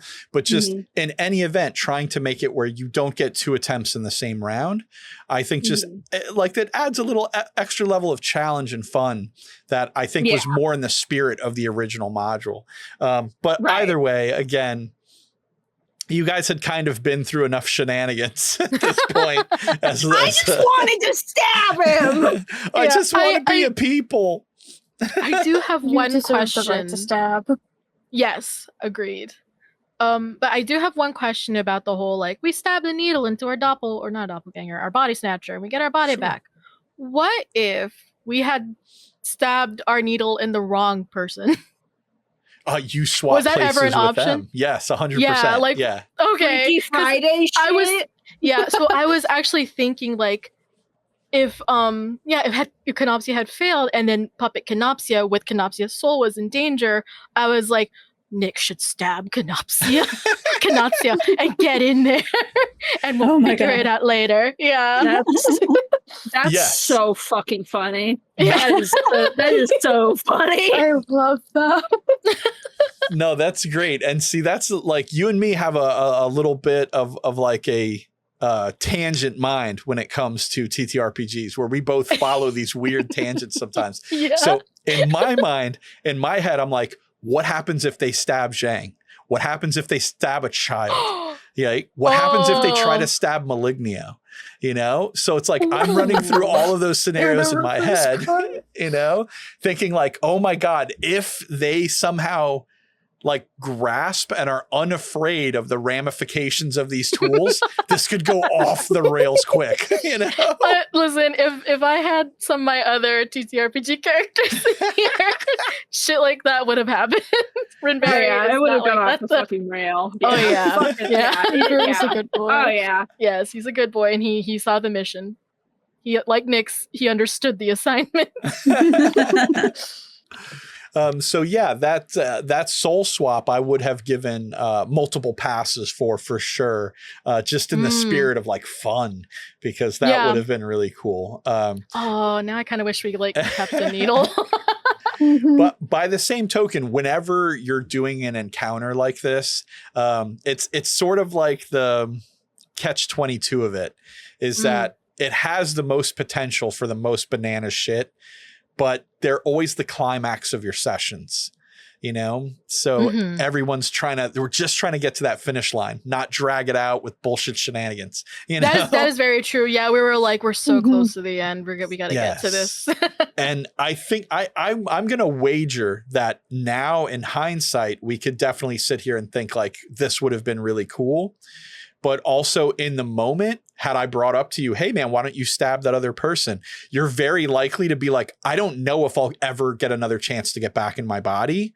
I'm just stabbing me. Fuck that. You know? Yeah. So Exactly. Yeah. That's what I was thinking. Like that train of thought only happened at the thought of like, if Canopsia Net misses this shot and then is vulnerable on his back, then it's like emergency. Nyx, you got to do it. You're the closest. Yeah. when it comes to like actual Canopsia Net is on the verge of death, like Canopsia is going to crush them. You got to do it, you know? But thinking this, they're like, for one, you know, you all have played these characters enough where I think you could very easily play each other's characters. at least remain somewhere in the spirit of that character. But you have played these characters enough where I wouldn't put you in that situation. If this was like, first couple of sessions of new characters, it would be different. I'd be like, oh, nope, you're that person forever now. Sorry about your bad luck, but yeah, that was definitely outside the realm of what I wanted to stick you guys with at this point. So, right. Yeah. Mhm. But definitely a fun way to think about it for other GMs out there who play through this scenario. If they have any squirrely characters or any characters who, are being a little reckless, bumping into each other too hard, and just soul swap and zerp, could be a lot of fun. Friday shit. One more question. Sure. Are the needles, were they single use? Like if you did that, you did the soul swap, they couldn't do it anymore? But by my understanding of the rules from the original module, no, they always work. You can just bounce from person to person to person to person. Yeah. That's insane. No. Why are you laughing like that? Are you gonna? You're like, I'm gonna put this in my pocket for later. I'm gonna torture these fuckers later. That was the most undusk-like laugh I've ever heard Dusk make. Dusk makes that laugh a lot for their game. When Dusk is DM, Dusk is so scary and mean. That's too funny. Thanks. I think Dusk actually hates. Love you guys. It's okay. Whenever you laugh like that, I piss. Okay. I piss a little. It's so scary. It's like you laugh like that and we piss our. I don't know what to tell you, man. It's just the DM shit. It's the DM shtick. There's just like a constant power. The power balance. Just remember, it's GM Dusk hates you. Regular Dusk doesn't. Only GM Dusk hates us, and when Dusk stops GMing, Dusk loves us. Dusk wants to crack you like geodes. Yeah. No, I understand. Yeah. We want to find the more precious bits on the inside. Scary. I love it. So, Canopsia Net and Branch Twigian managed to subdue their alter egos and reclaim their bodies. And one thing that I want to say was in the original module, but I could be mistaken, was that when swapped back, the carrion net does not return to the body that you were in. Because again, we're taking a little bit of liberty in the sense I wanted you to be the same character. So you guys look like your normal selves and everything like that. You didn't end up looking like those terrifying carionets from earlier. Thank God, because I would have just fireballed myself. Yeah, we're the creepy I would have fireballed all of us. I look like this. I can't live like this.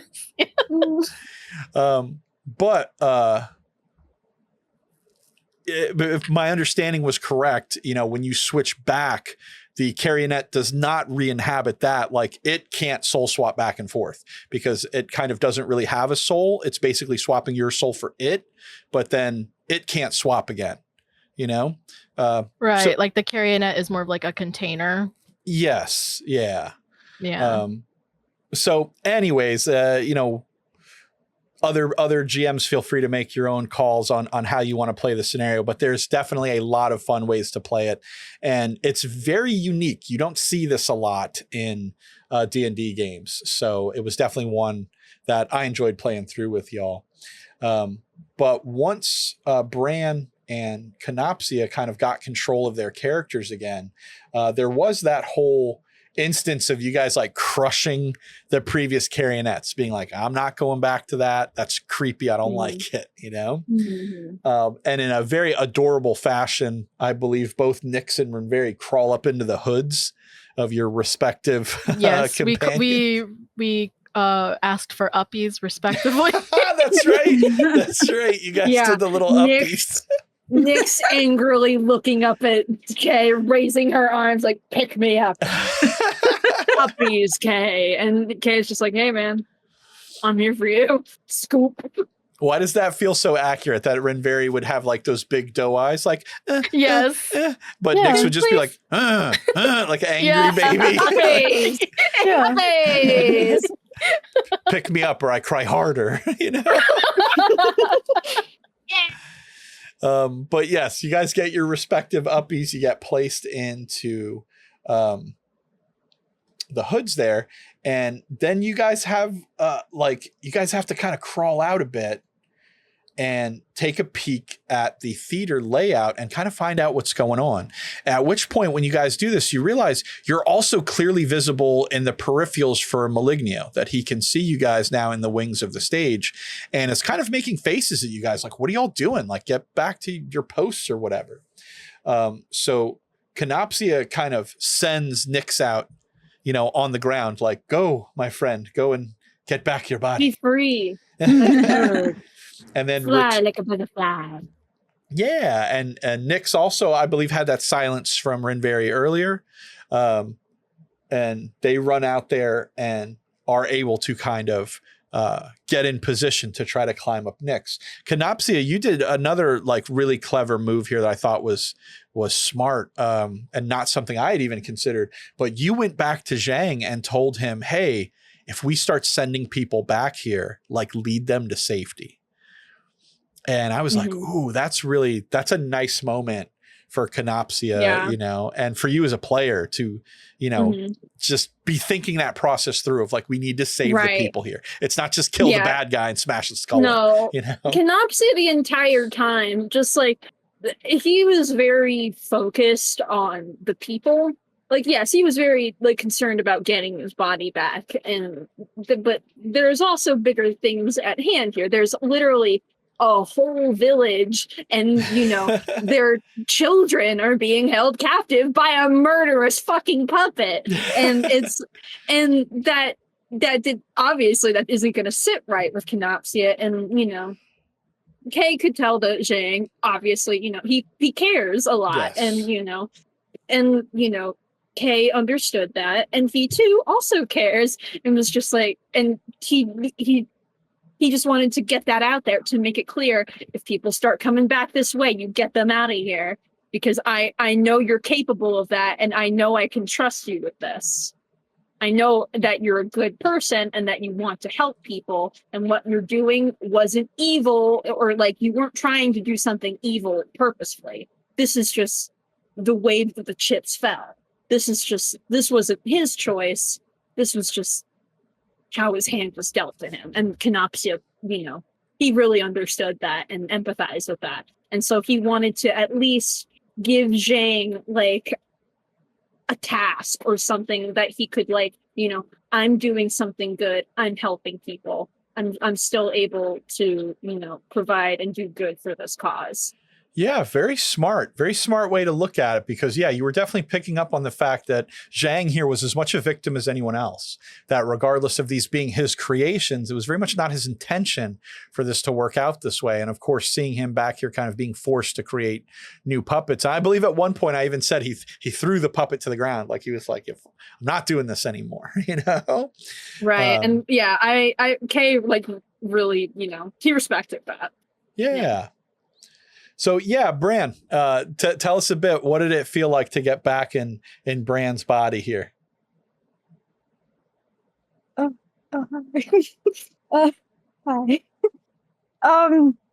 Hi. So a lot of this was like happening in my brain during the session, but like I'm a very shy individual if it hasn't come across already. So let me info dump a little bit about my boy, because I love him so much.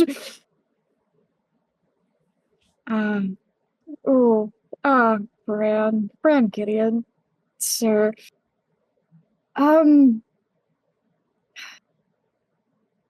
First of all, just like seeing himself, good old out-of-body experience, as somebody who like struggles with the thing of like, he's not a very expressive person. A lot of people kind of avoid him because he is a tall individual who's not very like outwardly expressive and often hunts monsters and is very what is the word? Like, he's very to the point. He does not dilly-dally on things.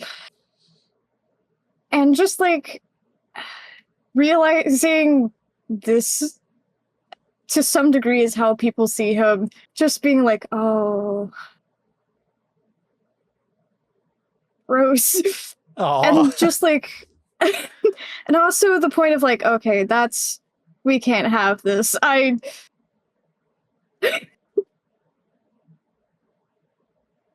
We're getting my body back. And just going, like, hunter mode, as he often does. And also, like, the moment of, like, Rin giving him silence, and him, like, returning that with, like, a little kiss to the cheek. And, like... So, previously, Bran and Rin were, like, beginning to, like, have a relationship with one another. And we've talked about, like, only Bran remembers that bit. Oh. So, and it just... Yeah, Rinberry was surprised by that little moment. Thought it was cute. Just like, wow, I didn't know he was that affectionate. Okay. And it just, like, slowly dawning on him, that was only a dream for him. And the fact that it was a dream for him of, like, wanting to be close to somebody and have that in his life. Maybe this man doesn't want to die hunting monsters after all. Oh, look at that. Yeah. Now, see, that's interesting too, because again, I would see this as the GM as being like, so your character has not confirmed how much of these dreams were shared or not with Rinberry, you know, that you're like, I remember this stuff, but I'm being told it's a dream. Maybe that stuff didn't happen. I feel uncomfortable asking because I'm shy, you know? So it's like, I don't want to go to Rinberry and be like, hey bro, were we totally like into each other in the dream? I could see that being. Do you like me, dude? Do you remember the cabin? So, I remember cabins, yes. Yeah. You're like, what do you mean, like log buildings? Yeah, I remember those. But yeah, maybe that's a good thing for Bran himself to explore and see where that goes. But I'm very excited. I loved a little bit of foreshadowing and the insight that we can get as audience members. Because again, the character to character interactions, those are always a surprise to me. I did not play or watch the previous campaign that you guys were in, so I don't know all the details of it. So those things coming to light would be exciting for me to try to play off of in the moment, the same way I am giving you guys scenarios to play off of in the moment. So yeah, feel free to incorporate as much and as little. And it sounds like you have a really good hand on the faucet. You know, you have a really dexterous hand, like letting out just a little drip of it here or there to kind of, unravel the story in a really good pace. So I like that. I also love the moment of like him like crunching the like marionette, because in a bulk of his life he's felt like very small, and despite being 6'4", and just accepting like, no, I'm not small. Crunch. Yeah, exactly. That ain't me. I ain't little like this. That's nice. And then also too, I do want to mention that Bran having some really clever hunting moments of his own. The way you kind of pursued the bigger the brand and tracking and such. Yeah, worked out really, really well. And Nyx, I loved it so much. Yeah, Nyx as well. I believe at one point you even loaded a button into a sling to try to distract the possessed bodies. And yeah, that was a very clever move as well, trying to catch their attention. And I know you had some difficulty trying to route it in terms of like, where should I be throwing this to distract the person correctly and not alert either of like them to either of my friends who are trying to do stuff. But in the end, yes, again, taking those elements of what is my character, what does my character become, and then using it in the situation is really good. You know, like I love all those little touches, and the fact too that Dusk could bring it in like a more like emotional way as well is very cool. Like way to really lean into your character aspects and you know, keep the game congruent in that way. I like that. Kudos to you guys.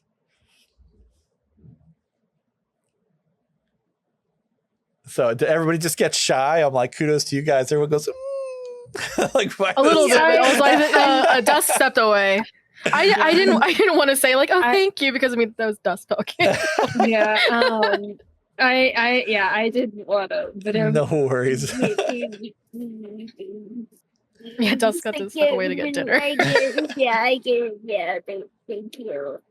I get really shy. Like, saying things about like things I do.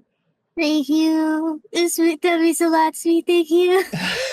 Of course, guys. So let's go ahead and let's wrap this up before this video gets too long. So in the end of our adventure here, we get some top tier plays. This stuff does not stop. So Nyx climbs up, knocks, and manages to retake yourself. And by the same token, Rinveri, you know, or E rather, realizes, hey, Bran came from outside here. This was his like station. He was supposed to be doing something out there. So it wouldn't be weird for you to go back to your original position and get me closer to myself, because I don't think I have the stealth to get out here, but I do have this like telekinetic bolt that I can shoot out there and shoot the needle and try to hit myself. So again, I think by traditional second edition D&D rules, you had to be touching that. It had to be like a melee attack, but I'm like, that's too clever and too smart for me to not give you that. You know, I was like, I like that. Oh, what was by touching by traditional rules? The needle, like that you'd have to physically be touching the needle of the person to soul swap. You know? Oh, I see. Yeah, and I hadn't that was something I never thought of. I didn't think of someone throwing it like a spear even. So yeah. It didn't occur to me to look that up. So I'm not sure what the original ruling on that was, but I felt like the way you came up with that idea, I thought was too cool. I really liked it. Thank you for letting me have that. And thank you for not being like, actually, you were wrong. Bran wasn't standing there. Malignio knows something is up, and now you're dead. You're all dead. Yeah. Because I was just like, oh, you know what? It would make sense for Bran to be stationed across from Nyx because there's nothing for him to guard back here. So yeah, I'm glad that worked out. Yeah, and you had pieced together that Canopsia had clearly called him over. You know, Canopsia had called him over at some point. So he was stationed out there somewhere. So no, very cool. But there was also one of my favorite parts here right at the end where, you remember. Ratatouille? Yes. The Bran Tantui right there. Ratatouille, yes. Where like Bran has to make a deception check to act like the possessed version of himself. And Dusk, I'm sorry, but you absolutely biffed that roll and had no points in deception at all. And No, that checks out. That checks out for my boy. The dice know. The dice tell the story. And I remember, E, you were like, oh, can I aid? Is there some way I can aid? And then you got a really good aid roll. And I was like, this is too perfect, you know, where Bran is now walking out there like in a terrible Frankenstein-y disco man fashion. And you were like, no, that's not right. Slink your shoulders, smile more. And I was like, yeah, you just grab him by the back of the hair and start controlling him. Ratatouille style. Yes. Oh, I love that. And yeah, that absolutely did alert Malignio to being like, what is that guy doing over there? Oh shit, telekinetic projectile. Yes.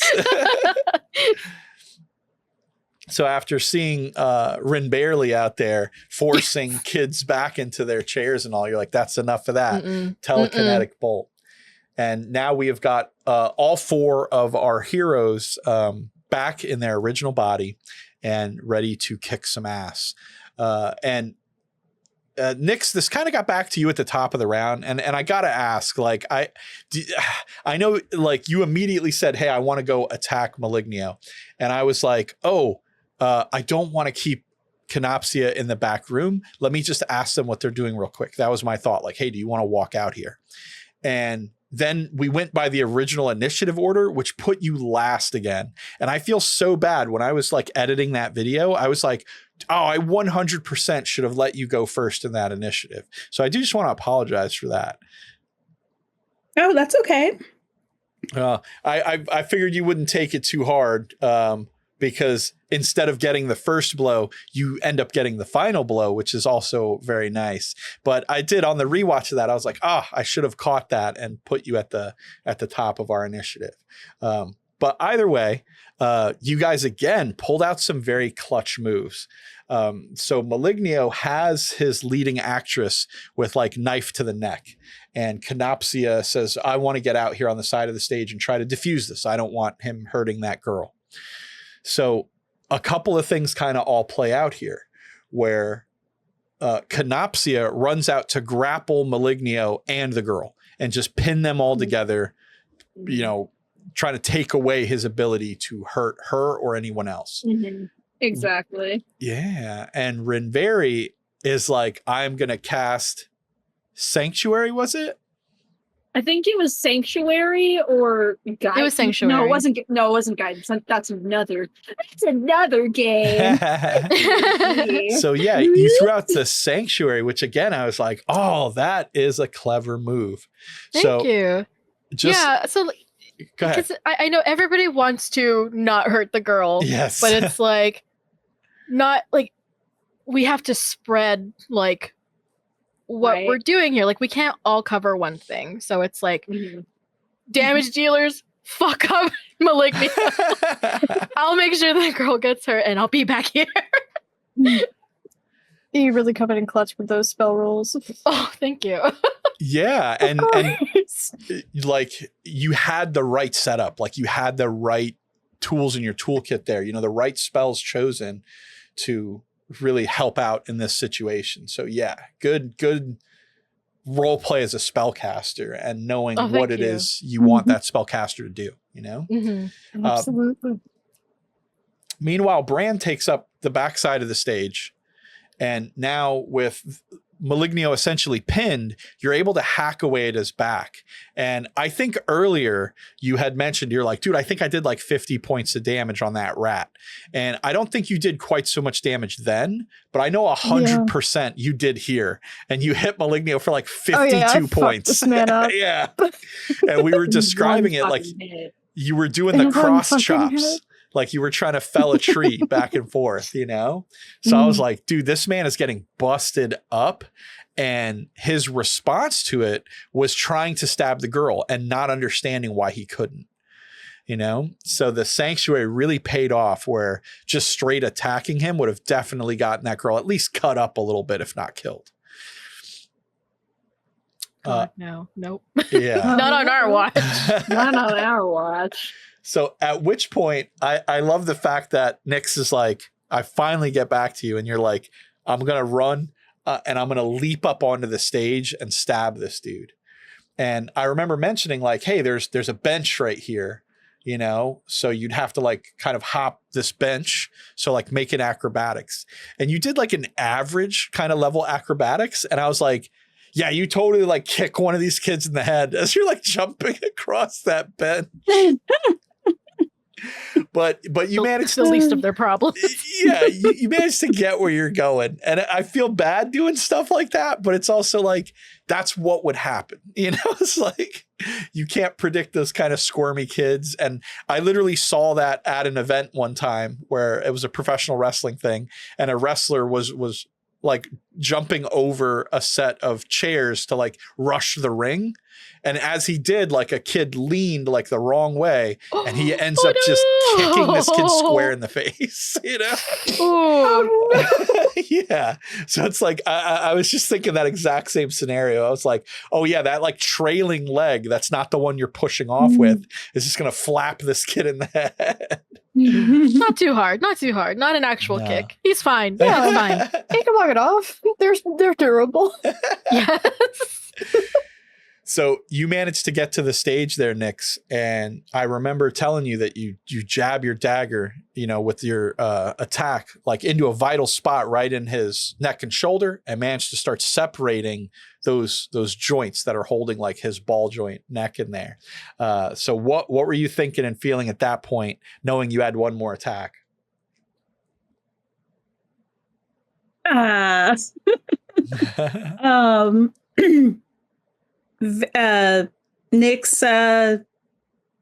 is going to get the job done, and I like that. I like that about her so much. Thankfully, I had the ability to do that even after biffing it just a little bit to get up on the stage. So, it worked out. I love that. The dice tell the story. So, yeah, she's feeling pretty good about that.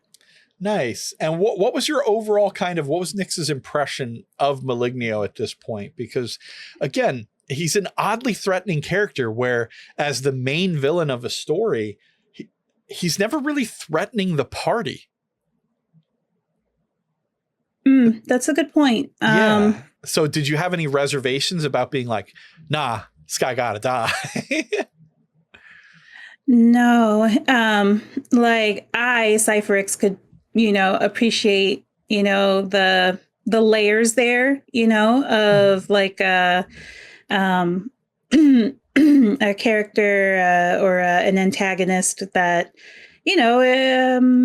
hadn't actually hurt us really, and was, doing their own thing, looking for that recognition, and trying to live their real life. Nyx don't care about his life. Nyx end life. Well, that brings up an excellent point because the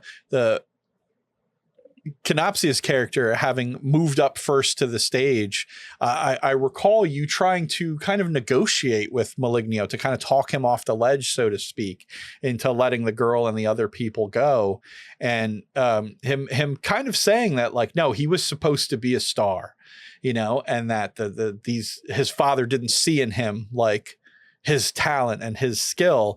And I remember there was a moment where like Canopsia and Renveri, I felt like you guys were like, oh, maybe we can help this guy, Oh yeah, especially when he began his monologue and it was just like, I just want to be myself. I just want to be me. And that was cool until who he is like, I want to be the dude who kidnaps kids and kills people. That's me. Like, okay, never mind. Exactly. But that was so like I hadn't really thought it through in my head, like what a tortured character Malignio really is, and then it was like having to give that sort of, a villain monologue. I was like, oh man, this dude like doesn't seem so bad. And I remember like getting kind of to the end of my thought and being like, and then the real me is going to be a star by killing and murdering people. You have to be like, shit. He's not supposed to be redeemable. Yeah, he's just a killer. He's just a killer, guys. Stop trying to save him. No, because it's like, okay, empathetic little guys. Let's take a look at Malignio. Does this look like the guy he's going to be level-headed? Listen, he's holding a knife and he's covered in blood. You take away the knife, you clean him up. That's a nice young man. He's got suspenders. You can't be mad at people with suspenders, Exactly. Very smart, credible people wear suspenders.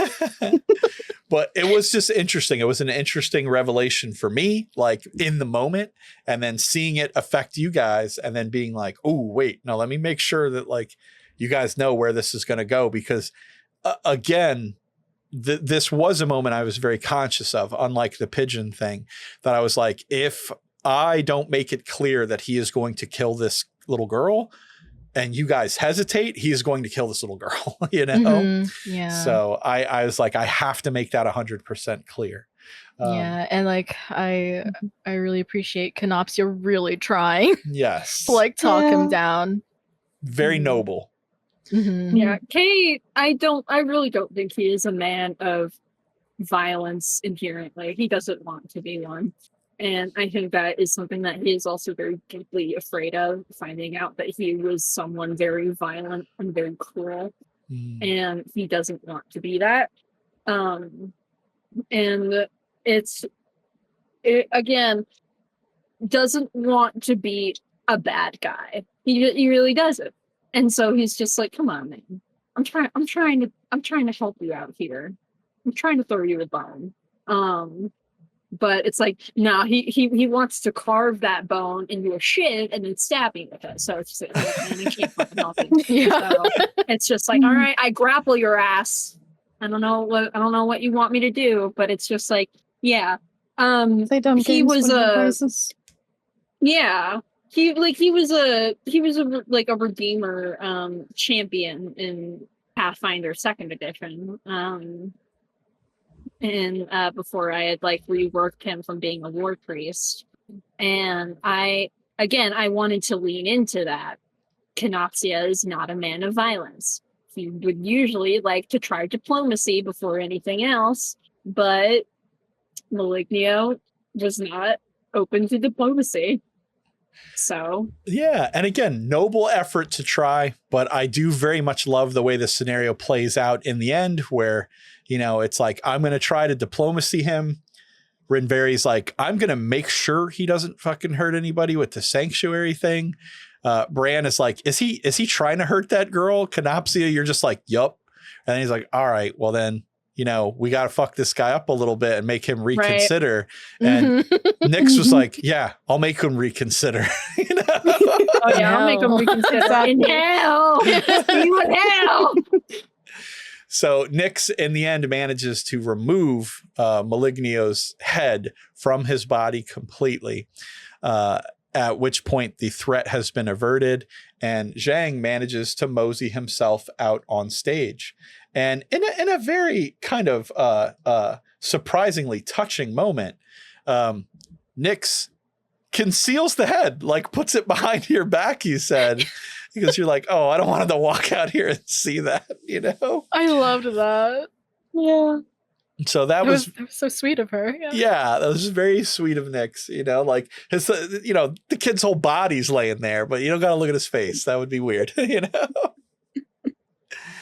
So, Zhang kind of comes out and tells you guys that, like, this was his dream, and it all became like a nightmare, and that revelation, like him saying that, kind of makes Canopsia realize, oh my gosh, like all of this is just a dream. This is part of the dreamscape where Zhang is kind of manifesting all of this, that yes, these are the town folk or whatever, but they're trapped in his machination, which is being perverted in a sense by this nightmare court. But with that revelation, the world around you guys starts crumbling away into just smoky teal, mist. And, the people around you, Zhang himself, everything just starts puffing out into this weird smoky mist. And you guys very quickly realize, like, yeah, we better get the hell out of here. And one of my favorite things right before we leave here is that everyone else, Nyx, you had crushed your carrionet. I think you stomped on yours. But Rinveri was like, hey, is mine still in Bran's hood where I was when I threw the telekinetic bolt? And it was like, yeah, sure, he's still in there. And you're like, I'm going to keep it. I want to keep this. Mm-hmm. Yeah. So I talked about his reasoning, but it's just like, yeah, this is a toy. And toys are meant to bring joy, and it's him projecting. He was projecting. It's like, I'll give this little me a second chance. Oh, baby girl, I love you. And then it's gonna come alive and kill him. It's fine. My thought was very much like, oh man, I got an action figure in me. That's awesome as hell. I know, that's awesome. Endo is with you on that. Rivarius is just like, nope, second chance for me. Well, once you guys manage to escape the town, it is enveloped by this sort of dreamscape mist that makes the entire town just disappear into the woods as though it had never been there. At which point you guys decide to head to the previously agreed upon rendezvous point, even though it's still a little bit early. You're supposed to meet them kind of midday on the second day, and it's very early morning, at least as best you could tell because it's dark out. But as you arrive to the checkpoint, you find that Madame Rava is there, but she has kind of a large camp very much set up here. And her and Alexi are discussing the fact that you guys have not shown up yet and they want to leave you behind. And I'm pretty sure it's Bran who's like, have a little faith, guys. We're right here. Yeah. Hey. And Alexi was definitely just like, hey, okay, they showed up. That's great. But what's interesting is that while Madame Rava's sort of pleased and Alexi's sort of pleased, there is a shadowy figure standing by the campfire who turns around to reveal themselves. And it is y'all's friend, Devlin. Yeah. Yeah. Yes. Yes. Yes. And Devlin proceeds to tell you guys that they've been waiting for y'all for 4 whole days. God. That is where the session ends. Man's eye just twitches. Yeah. And I'm ready to play. And I'm ready to play. Yeah. Well, Let's go. So now you guys have a strange element of some sort of weird time dilation going on that is mixed into this sort of dreamscape that you seem to be stuck in, where your characters are still unsure as to what is reality, what was your past, and what isn't.